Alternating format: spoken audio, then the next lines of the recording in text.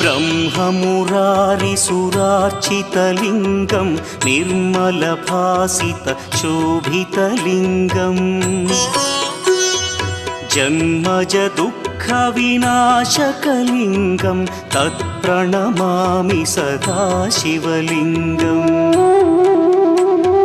देवमुनिप्रवरार्चितलिङ्गं कामदहन करुणाकरलिङ्गम्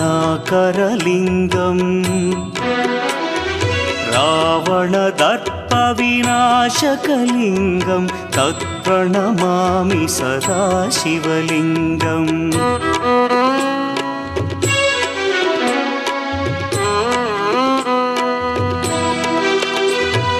सर्वसुगन्धसुलेपितलिङ्गं बुद्धिविवर्धनकारणलिङ्गं सिद्धसुरासुरवन्दितलिङ्गम्